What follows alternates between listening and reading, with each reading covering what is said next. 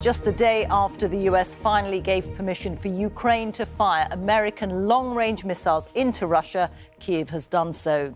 Its attack on a target within Russia's recognized territorial borders was confirmed by both Moscow and by officials in Washington.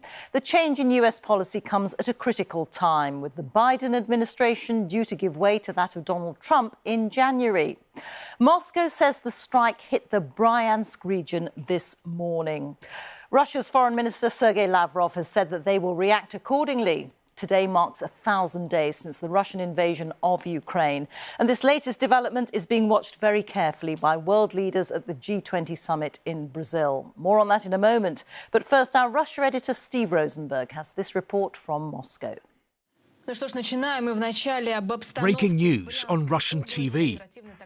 Claims that Ukraine had fired 6 American ATACMS missiles into Russia's Bryansk region, though no reports of casualties.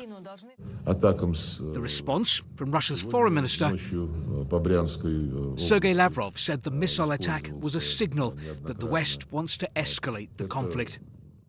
But is this escalation by Russia? Published today, a Kremlin decree lowering the nuclear threshold. Russia now reserving the right to go nuclear even if attacked by conventional weapons, if such an attack threatens Russia's sovereignty or territorial integrity. President Putin had promised changes to the nuclear doctrine weeks ago, a clear signal to Europe and America not to let Ukraine strike Russia with long-range missiles. Then, an even clearer signal. Russian nuclear exercises, a warning to the West not to cross Russia's red lines. But the key question, in Russia's war on Ukraine, would Vladimir Putin use a nuclear weapon? I think it's quite serious, because even Putin doesn't know whether he can use nukes or he can't. It depends on his emotions. We know that he's a very emotional man. And the decision to begin this war was also an emotional step. The lowering of the nuclear threshold does not mean that Vladimir Putin is about to press the nuclear button. These changes are designed, I think, at the very least, to put pressure on Western leaders who will now have to decide, is Putin bluffing or not?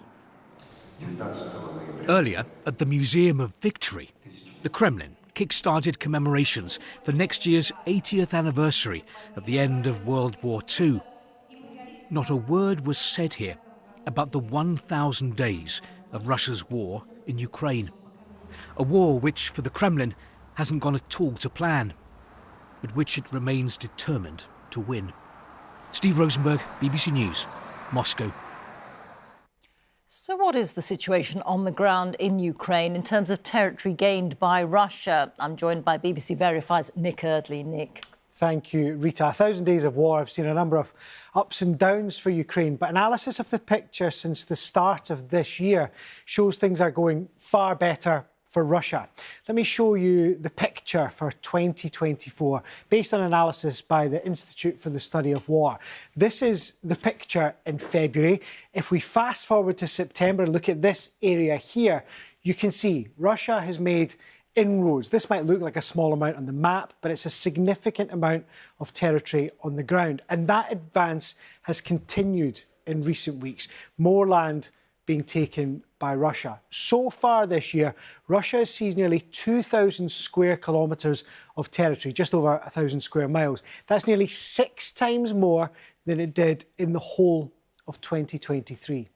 Let me show you what all of this means in practice. This is Kurakov in eastern Ukraine. You can see it on the map there. And if we show you this video, we can see the devastation. This is a key town Russia is trying to capture. It's come under heavy bombardment recently as part of the Russian offensive. You can see the damage that that's caused. There's been heavy fighting in the Kursk region of Russia too. Ukrainian troops captured, you can see it here, a large amount of territory in August. But Russian forces have now retaken, as you can see here, around half of that. All of these gains have come at a cost for Russia. Tens of thousands of troops have died. But as things stand, it looks like that is a price Moscow is willing to pay. And this is important with President Trump's return to the White House looming. Mr. Trump has said he can end the war in a day. It's not clear how, but if there were peace talks, territory will be an important bargaining chip. And some analysts think that Russia's recent gains will give it a stronger hand in any potential discussions. Rita. Nick, thank you very much. Well, the G20 world leaders are meeting in Brazil, as you heard, and President Zelensky of Ukraine had some bitter words for them, making clear his frustration tonight at their lack of response to President Putin's change of Russia's nuclear doctrine.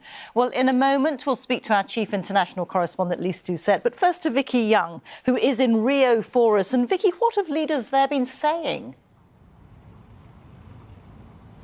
Well, Rita, there's a pretty wide gulf here between the G20 countries in their approach to Ukraine, particularly how critical to be of Russia. So that joint declaration that they put out at the end of these summits, well, the language in that is weaker than the same time last year at the equivalent summit. So you can understand maybe why President Zelensky is pretty frustrated by that.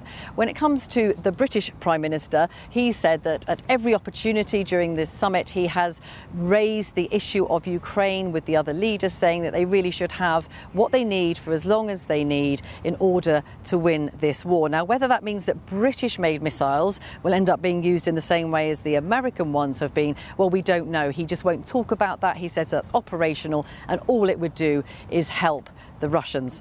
He was also asked, though, about those comments from Russia about how and when they might use nuclear weapons.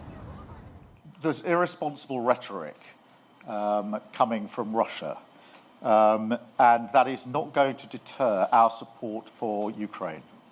We're now on day 1,000 of that conflict. That's 1,000 days of Russian aggression, 1,000 days of sacrifice in Ukraine. Now, Keir Starmer, they're putting the blame firmly on President Putin, on Russia, saying they are the aggressor and saying they could just stop this war now by stopping that illegal invasion. Now, earlier, Downing Street actually called the Russian government depraved. So you can hear there that the rhetoric is really escalating. The fear amongst many leaders across the world is that the situation on the battlefield will escalate too. Vicky, thank you very much. Vicky Young there in Rio de Janeiro. Well, Lise, we've seen Nick show us the fast land grab by Russia. Steve earlier talked about the nuclear threat. What does all this add up to?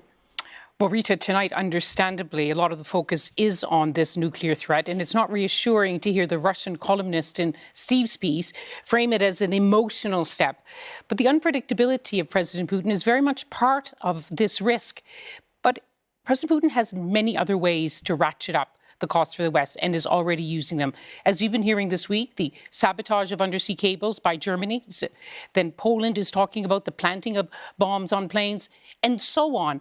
But the biggest question, of course, is what greater cost is Russia going to impose on Ukraine? As we've also been hearing, Ukraine is very much on the back foot, on the front lines, and is hoping that striking deeper inside Russia is going to strengthen its position in this war and in any negotiating tables which seem likely to emerge. But it may not work, and especially when President-elect Donald Trump moves into the White House with his threat to end the war. And so the big question now is, what happens when President Trump takes power? Will he reverse this decision regarding the missiles? Will he try to freeze the front lines in this war? That must be on President Putin's mind as well. It's on many minds. So you have two unpredictable presidents at this moment of mounting risk.